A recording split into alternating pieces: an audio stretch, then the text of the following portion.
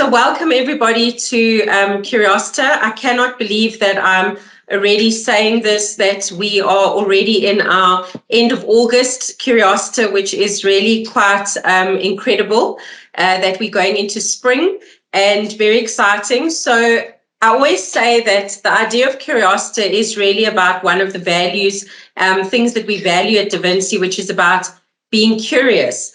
But for us, it is about the curiosity connected to those that are giving of themselves and giving of them time to speak to us today and to impart their wisdom. So we start off with our industry speaker, who is also an alumnus of Da Vinci.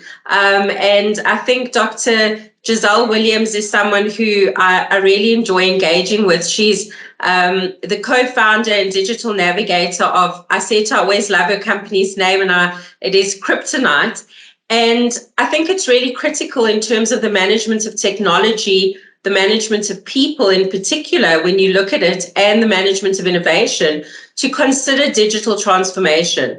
So, Gizelle, I know you're not one for long-winded introductions, but I do want you to bear with me for a moment, because Dr. Williams' work for me is about making a difference in transformation in terms of organizations, and she's speaking about transforming them from the inside out through effective change initiatives and working to develop the kind of leadership that's actually needed to lead to sustained change, which, as you know, is the Da Vinci dream, which is about influencing the co-creation of humane, sustainable societies. I think it's your diverse skill set, Gizelle, that always fascinates me. When we met at your graduation, you were on your way to Spain, and I think that it's very exciting in terms of the areas that you look at. But I know you're an organizational psychologist, so for me, it's about the meaningful business change and leadership acceleration that you actually speak to. And even in your own PhD studies where you looked at leadership in the digital age. So it is indeed our privilege to have you here and to show us the management of technology, innovation, and people in a systemic way from a very digital perspective, which is something that many of us as digital immigrants definitely need some lessons around. So thank you for joining us, and we look forward to engaging with you for the next little while. And to those that have joined, you are welcome to put comments in the chat box. You're welcome to raise a hand. This is meant to be the equivalent of a round table, except that we are an online table. So please feel free to raise your hand and to also put in chat comments, but Gizelle will also give us a little bit of time at the end for you to ask her any specific questions. So Dr. Williams, over to you. Thank you, Dr. Coonan. That was a great introduction. I think I might record that and take the recording and repeat it. Thank you. Thank you for that. So just by way of expanding on that introduction a bit, and just tell you a little bit about me personally, I'm really excited to chat to you today and to share a little bit about myself and my experience with you today. It is very much a personal journey that I will be sharing with you, and I think that's important. As academics, as professionals, we seem to lose touch of that personalness in this current chaotic world of work that we find ourselves in. So for me, it's exciting to have the opportunity to do that. Kryptonite is a business that was developed by myself and my partner, a co-founder of Kryptonite. And the reason why we called Kryptonite, just out of interest, is because you might recall that Kryptonite took away from Superman's superpowers. In the same fashion, digital seems to take away from the superpowers of our modern era. And that's simply because people accept all the change that's happening around them with such fear, uncertainty, and even doubt that it presents a kryptonite. So what we want to do as Kryptonite is we want to convert digital from being a kryptonite to being a superpower. And we do that by partnering with people, by taking each person by the hand and navigating them and leading them into this digital world of work. So that is my intention today as I speak through how to become extraordinary in this extraordinary world that we find ourselves in. All right. So becoming extraordinary in this changing world of work, the current world that we find ourselves in is, we call it the exponential world. We call it many things, but it is about change, and it's about the fact that the one thing that is constant is this change. The research has alluded to the VUCA world, and now recently the Barney, or not so recently, but the Barney world, where it's brittle, it's anxious, it's nonlinear, it's incomprehensible. I mean, it's a mad world, it's a crazy world, and that's what we seem to be experiencing. And this craziness, this chaotic nature of the world is all as a result of the exponential growth that is happening in industry. It's happening with regards to technology.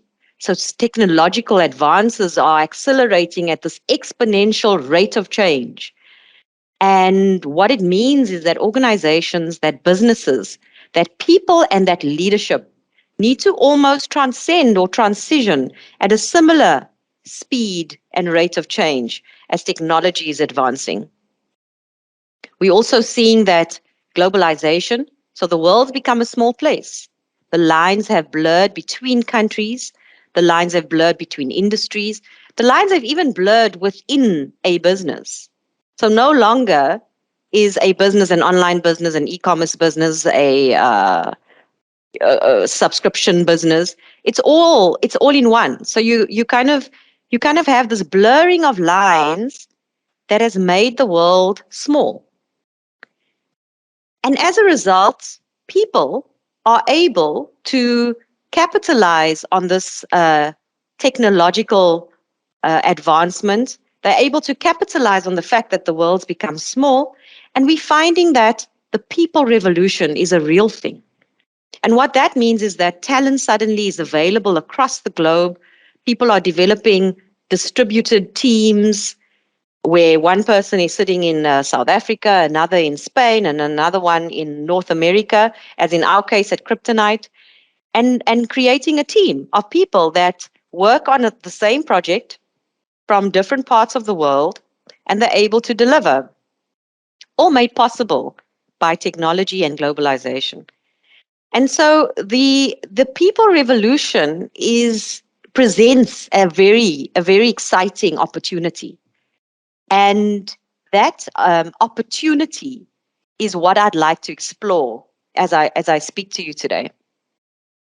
So all this change brings this fantastic opportunity, and it is an opportunity to one, to reinvent your business and change your business and transform your business. So when we speak about digital business transformation, that's what we're talking about.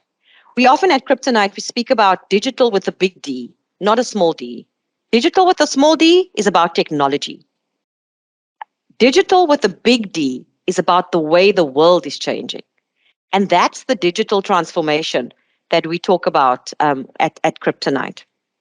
So given the digital new world of work and this amazing opportunity to reinvent and to reimagine yourself, we truly are at a T junction. And at that T junction, we have a choice. We can either become casualties of the new world, where we fade into irrelevance, or we can embrace the changes. We can grab it with both hands, and we can plunge ourselves into it.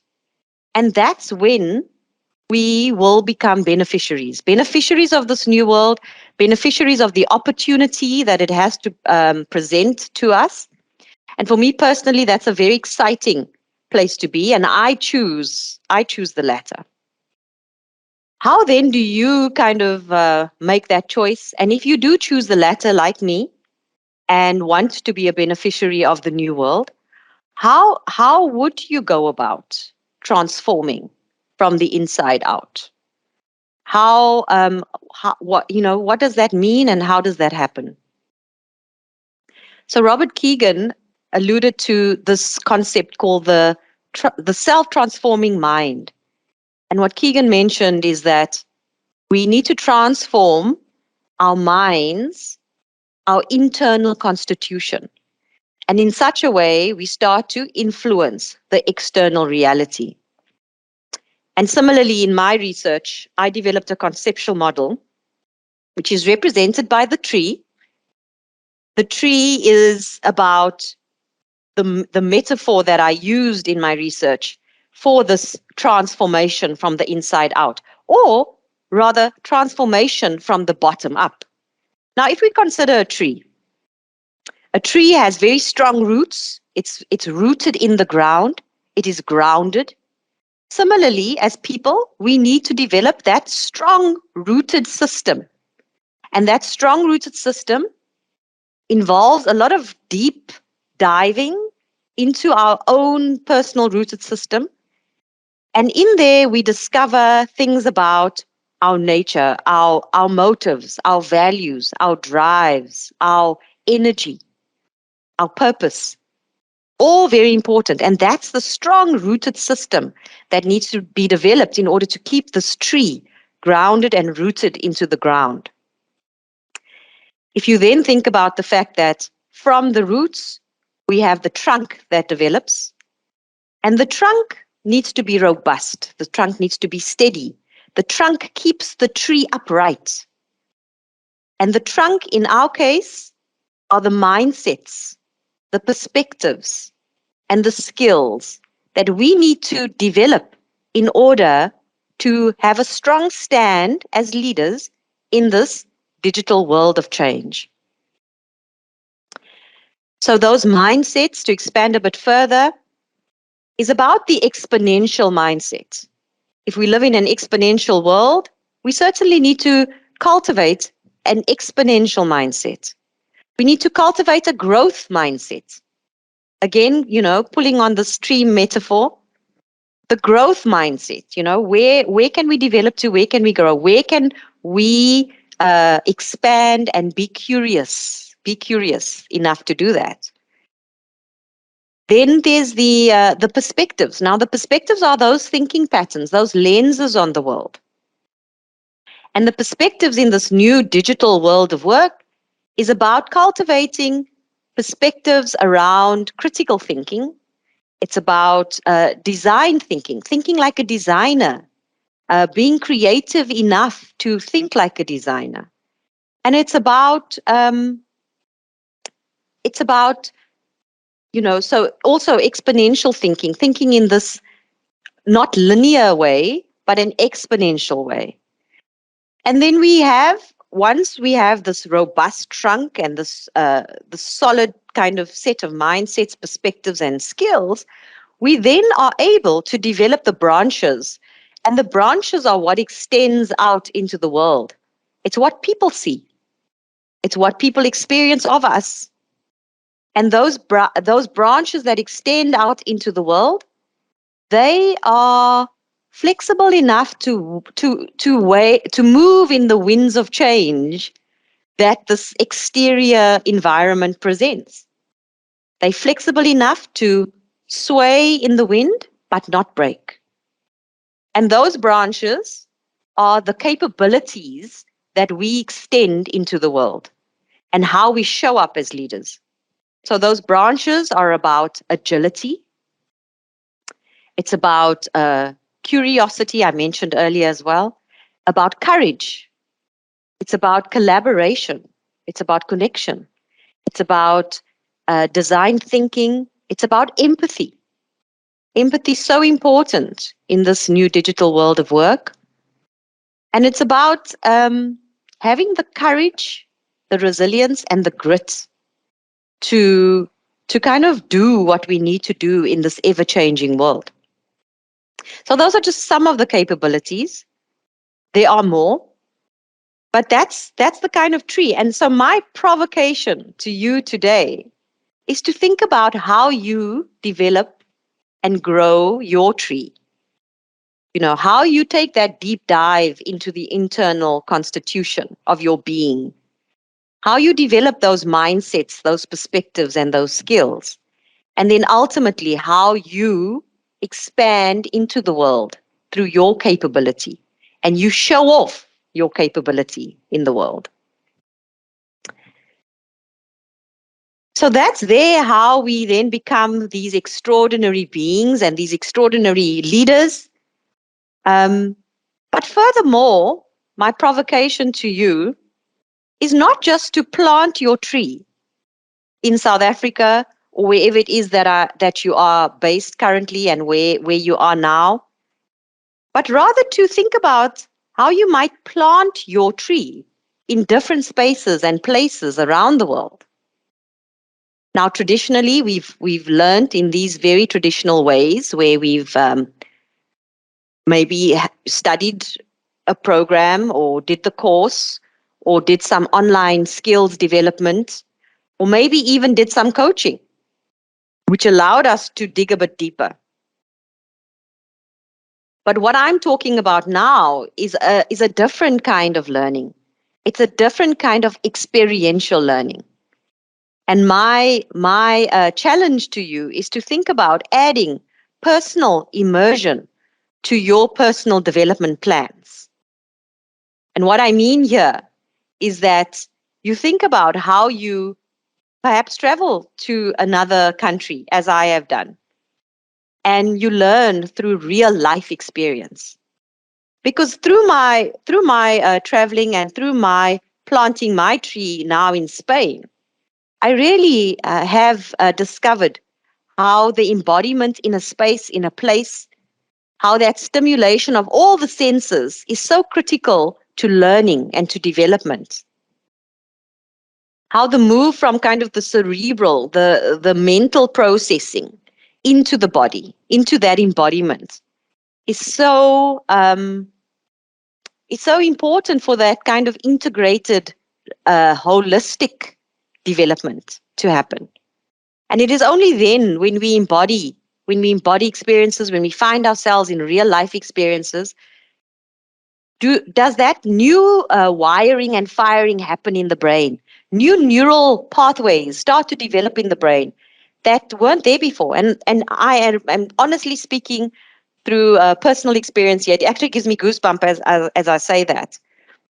Because the kind of juices start flowing and that insatiable curiosity starts to develop. So whether it is me learning how to drive on the other side of the road, and suddenly these new neural pathways are starting to develop, whether it's me learning a new language, learning a new culture. So important for that, for those new learning pathways to develop and those new neural pathways to develop in the brain.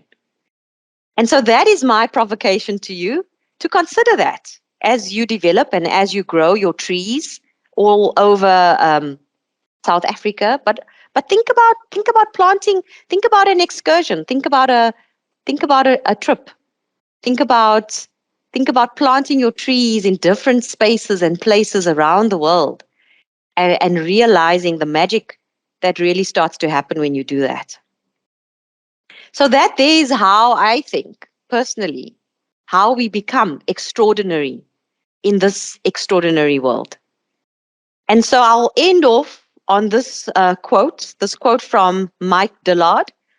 When you commit yourself to living an extraordinary life, the universe accepts your deal and silently goes to work, challenging you so that you're always prepared for bigger challenges and for greater rewards. And that's truly what I've personally discovered, and what I wanted to share with you today. So thank you for giving me the opportunity, Prof. Klopper and Dr. Koonin.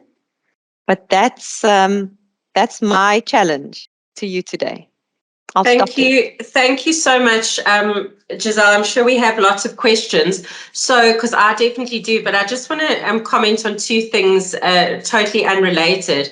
And the first one is to say that it always is amazing. I mean, I think women should be celebrated all the time, but the fact that we are in Women's Month and we have you presenting to us, and I think also just how small the world has become, because I know that currently you are sitting in Spain, and you are joining us. And as we said at your graduation, this is not goodbye; it is continual co-creation and relationships.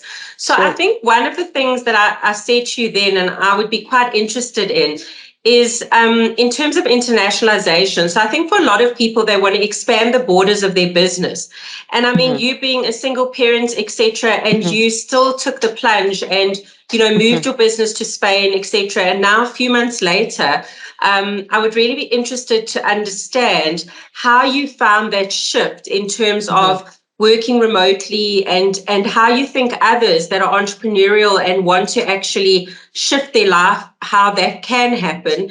As my understanding is, you still kept it a South African company, so to speak. Yes, correct. So what we did was we have the parent company in South Africa, which is Kryptonite Digital, and Kryptonite Digital owns the subsidiary in Europe. So Kryptonite Europe, because we have a couple of global clients in Europe, is the child, call it, to the parent company in South Africa. And that is amazing for South Africa, because imagine if 10 other entrepreneurs did the same thing. Suddenly we are creating this digital migration from South Africa to the world.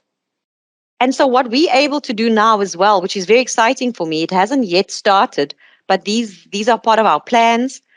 So Kryptonite has recently been integrated into the IQ Business Group, which some of you may know of. But the IQ Business Group is probably the best and biggest local consulting business in South Africa. And what we're going to be able to do is we're going to be able to migrate talent from South Africa, give them the opportunity to visit, live, work in Spain or in other European countries, because once you're in Spain, Europe is small as well. And so we're able to then give people the opportunity to do that.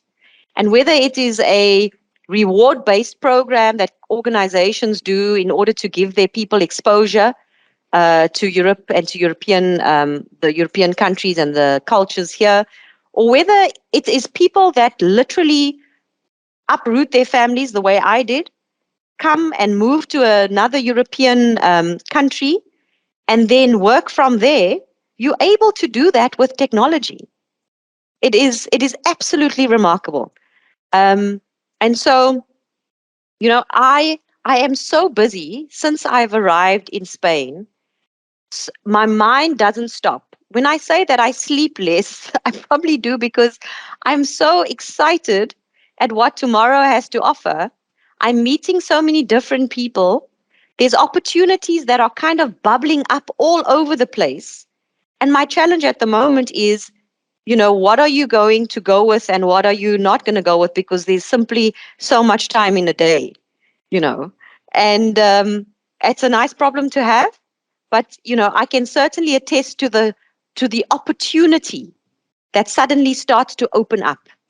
But Mala, it wasn't always easy. I mean, it took us probably 10 months to set the business up, to get the visas, to to um, to do all the kind of administrative stuff that was necessary. And a lot of the time that wasn't. I probably visited the embassy in Spain, in South Africa, in Pretoria, 8 times. 8 times. I mean, here was me, back and forward, 8 times. At some point, you'd really just think, oh no, this is too much. I just want to give up. But that's where that grit, that determination, and that resilience is so important. And once you kind of overcome that hump, that mountainous hump, it's just smooth sailing on the other side. And that's kind of been my experience.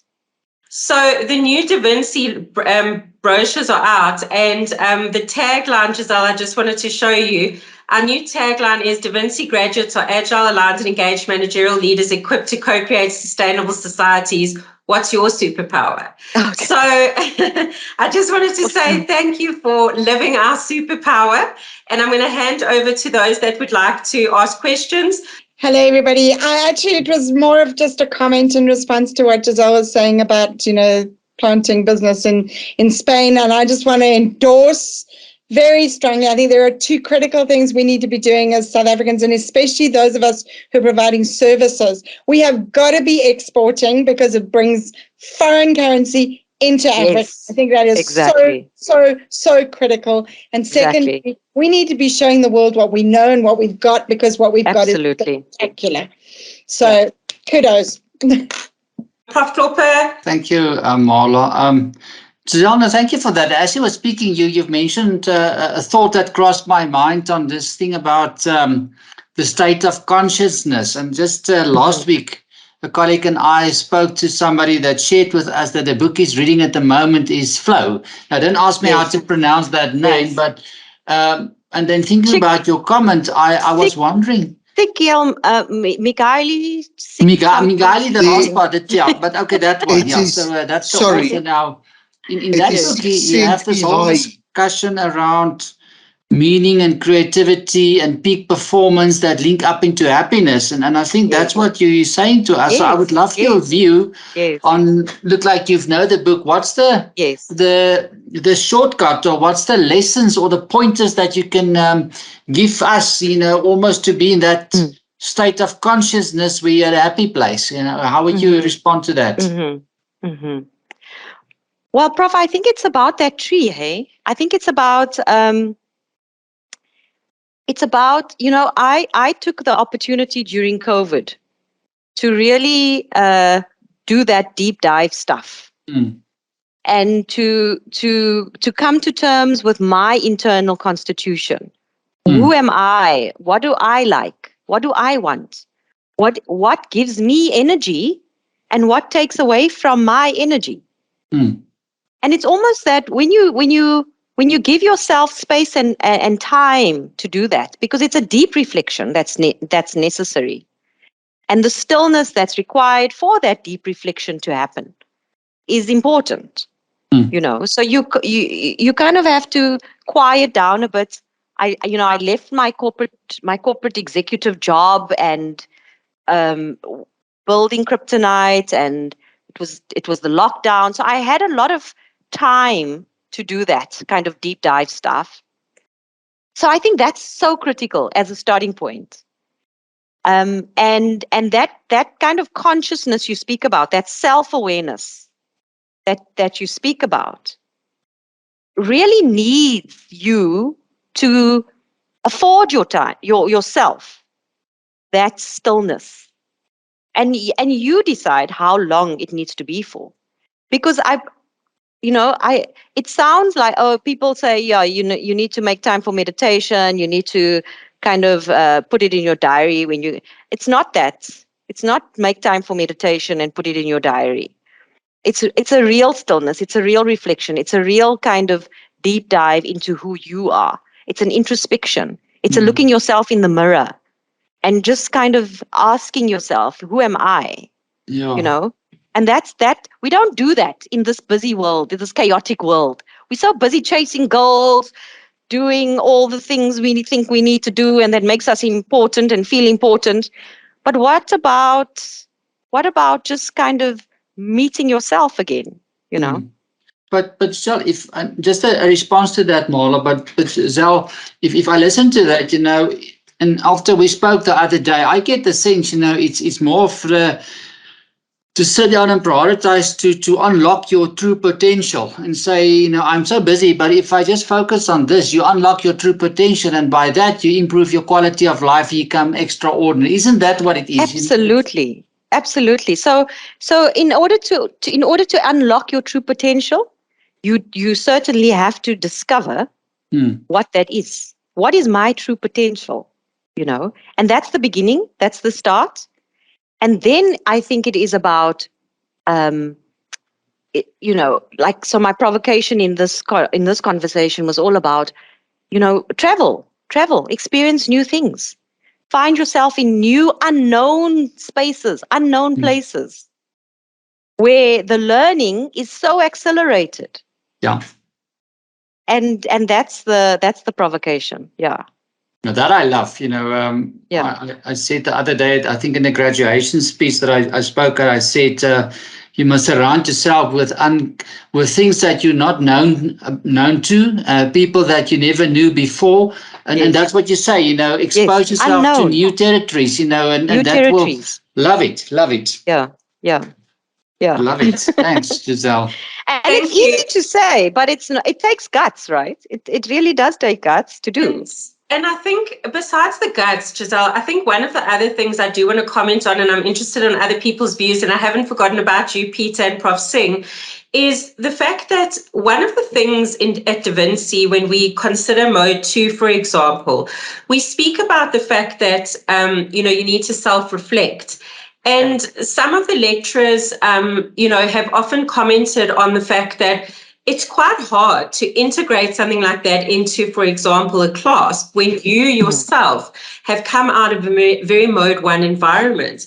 And I think life in general and how structuralistic our life is, we almost positioned to say, don't spend too much time on self. Don't. And I think it's really critical if we want to move forward that we're able to do it. And people like yourself, Janet, and people like you, Gizelle, who've really spent a lot of time in this type of study and space, have really honed on that. And it's something that I hope to see more of us doing, because it isn't just a let me meditate twice a week. It's, as you say, it's a complete deconstruction and reconstruction of self. And that in itself has complexity. So thank you for those insights. Hi, Gizelle. It's really wonderful to hear you, especially on such a nice topic. So I fully, uphold the very values and principles that you're speaking to. And I've got a question for you, but perhaps you've nicely confirmed my readings of Carol Dweck, mindsets, and also Liz Wiseman with multipliers. So with this language that we are speaking of a growth mindset, a learning mindset, and moving away from what we call fixed mindsets, you still find many people in leadership today still speaking about adding value. And my feeling is that that is a fixed mindset when we speak about adding value. You spoke about exponentially growing and learning. So isn't that about multiplying value? Should we not be addressing it as multiplying value? That's my little question. I love that.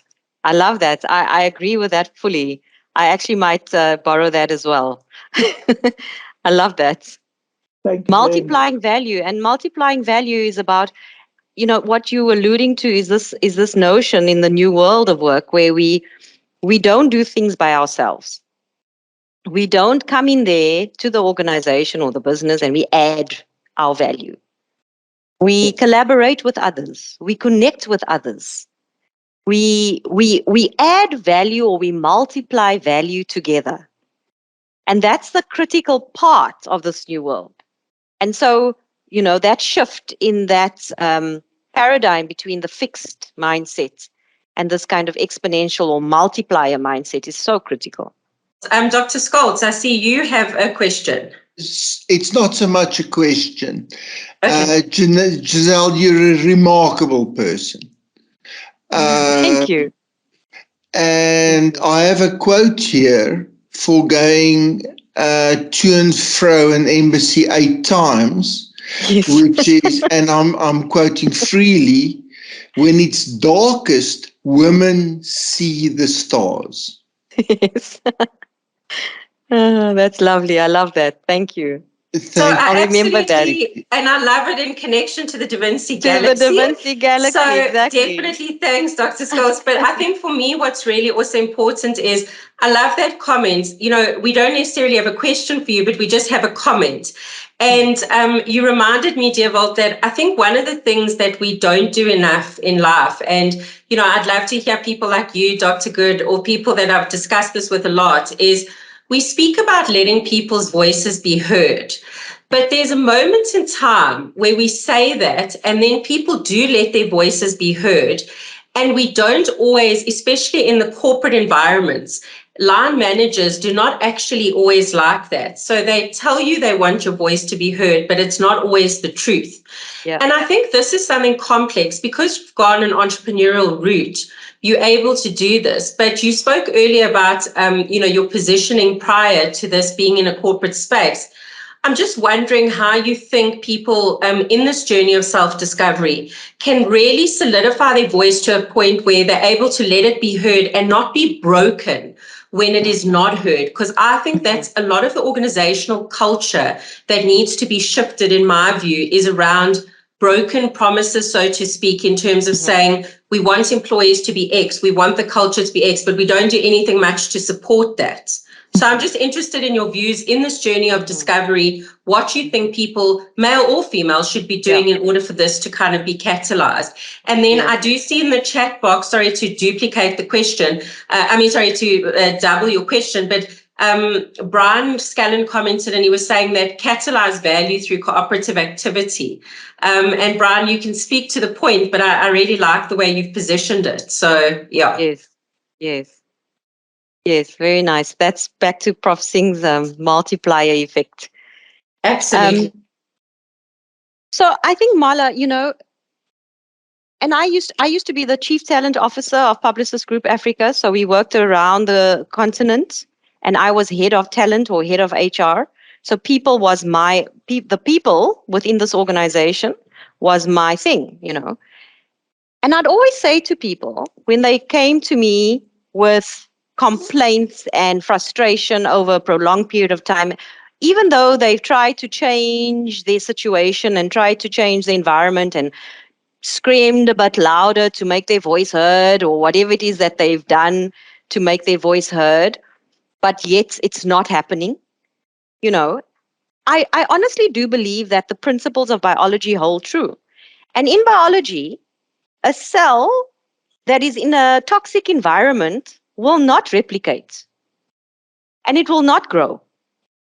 So the idea then, if you've done everything you possibly can to make your voice heard, you have a stand, you have a voice, you have a message to share, but not to make your message porous and not to sanitize your message and your voice, but rather to take yourself and put yourself in an environment that is more conducive to that. That's honestly what I think needs to happen, is that you have to realize at a point that this is not the environment for me. This is not where I'm going to grow. And let me either discover an environment that is conducive to my growth or create one. Yeah. And that's what I did. I created one, So, yeah. And I think Adrienne's put a comment there about, well done for you for doing that and creating a life that inspires. And I do think that is really important. And I don't want to spend too much time belaboring the point because there are other people's hands up. But the thing around that, why I think it is important, is because people often get upset. And Prof. Klopper will tell you, I often say to people, if you don't feel this is your kind of environment and you don't feel you can grow, it is important to move on, because if you move on in a positive way, you can always come back if the environment shifts, if you shift, or whatever it is. Peter, you are unmuted now, so please ask your question, and then you, Prof. Klopper, and then you, Janet, and then we'll need to wrap up. Gizelle, thank you so much for the thoughts, the process, and all of those type of things. But my question is, I run a leadership development company, particularly coaching. The one thing that I liked about what you said is that, the difference in thinking. So the question that I'm not quite sure is that is part of what you actually offer to clients, is that what we find these days is that we require agility in thinking or system thinking within organizations. And a lot of organizations claim to be digital in terms of how they operate and how they think. But if you look at their value chain and how they still run their business, they still run it like the industrial era. So the question is that, how do you then see or encourage genuine change in terms of how organizations are run, particularly from a leadership perspective. You would know as a South African to say one of the key things that's struggling as South Africans is the type of leadership that we have in organizations. And you've just said that for us to be able, or for the global world to actually succeed, is the type of thinking that needs to be implemented. How would you then, while these organizations claim to say that they will do that, how would you then help them to implement that type of thinking that will help them change the organization? I'm not sure if the question is clear. Yes, no, absolutely. It's very clear. And that's the purpose of Kryptonite. So we partner with organizations in order to do that, to shift those mindsets, to help them develop these new thinking patterns. So what we've done is we've created a set of products. We're a product-based business. We're not a consultancy. And we'd move into the environment and we'd effect the change using the internal contributors of the people. So we start to work on their minds, we start to work on their perspectives, we give them the skills, we give them the tools in which to be a success in this new world. And we run some labs, we call them digital transformation labs, and we run these accelerators. And when people come out of those labs and those accelerators, they certainly have we've cracked open the coconut, we say, and they have this new kind of mindset. They certainly have new skills, and they definitely have a new perspective on the world. So through our products at Kryptonite, we do that. So I'll be happy to share some of what we do with you, Peter, and we can take this conversation further. That would be lovely. Thank you so much, Molly. If you allow me one comment. Absolutely, Peter. And just on your point, Peter, before you make a comment, so if Gizelle's comfortable, I can give you her email address. Please. We can exchange email addresses so you guys could be in touch. Thank you. Thank you, Dr. Coonan. That would be great. Thank you so much. I'm particularly, the comment that I wanted to make is that there's, which I don't necessarily like in terms of how women are, labeled these days, in the sense that, we shout and jump around when women achieve certain things as if they are from another planet. I know. I hate it too. Like, why have a Women's Day? It should be every day, man. For goodness sake. 100%. And I do believe this type of thinking it needs to be embedded in all organizations. And I'm hoping that, Mala, in your organizations as well, is that this is the type of thing that we need to implement in terms of thinking, the future leaders, in terms of how you train us. Because I am still, and I don't know, Mala, if you remember me, but I'm still one of those people that I'm sitting in the corner to also want to come into your gates to be one of your future students. But for me, I've always been looking in terms of what is the topical thing that we need to have a conversation about. And Gizelle, you just gave me an idea in terms of one of the things that we need to do is that from a leadership perspective, there's a very huge opportunities in terms of how we think, but just not how we think. How do we take that thinking and implement it across our value chain as an organization? So thank you so much for this topic. Janet and then Prof. Klopper. Thanks, Marla. I think I just wanted to come back to this question of voice. And I think we kind of touched on it, but it is as important for people, particularly people who want to be thought of as leaders, to understand the importance of being able to voice and to message in powerful and arresting ways. I think that for me, the measure of one of the measures of outstanding leadership is the ability to communicate in such a way that you shift people. And so whilst I do accept the fact that there are definitely times when we need to move out of environments, if it's important enough that our voice is heard in an environment, the mandate is on us as leaders to figure out how to get heard. Yeah. Yes, I that's absolutely true. So I guess my the point I was making is that if you've done all of that, there's certainly no room to kind of to give up and to be silenced. That is not the way to go. But once you've done all that, I speak from personal experience. So in my experience in this corporate environment, I did that, for 2 years. I screamed, I shouted, I stood on top of banisters. I did what I needed to do. And then eventually you realize that this environment is not for me. Doesn't matter how much I try and make my voice heard. It wasn't, so I think it's almost like the last option. And so I do agree with what you're saying, Janet. As leaders, we certainly have to have a stand. We have to have a voice, and we need to get our message out there. Prof. Klopper, you can close off the session. Thank you very much, Marla. I think it was a very interesting session, and I wanted to ask the question, but I think, Peter, you asked it, how do we do the reset to almost reset the default? But what I appreciate you sharing with us, Gizelle, is the almost, I get the sense of there's a lot of passion. Follow your passion, and maybe just go back to where you are, and then you must almost be obsessed with your objectives. Over and above setting the default. And what I also like, and I think that's the 2 points I take from the discussion, always remain curious. The curiosity is, exactly the point, and also trickle other people's curiosity. And maybe the last one that you kind of gave us a peep into is this thing around, try safe space and try an idea, almost put it in a sandbox. And let the thing grow and develop. Don't be scared to go there. And, your point that you made about kryptonite is that you work with clients. You're not set in your ways. So you're able to discover and follow that. I really enjoyed it. And I want to say thank you to you, Gizelle. I will definitely thank you for having me. Have many, many questions for you, but I think you must come and talk to our students about that. Yes, I'll be happy to. I'll be more than happy to. We always have Letta with us, who is from the company called Three Stick Men. So here is a 2-minute visual summary of everything that I heard in the last 40 minutes.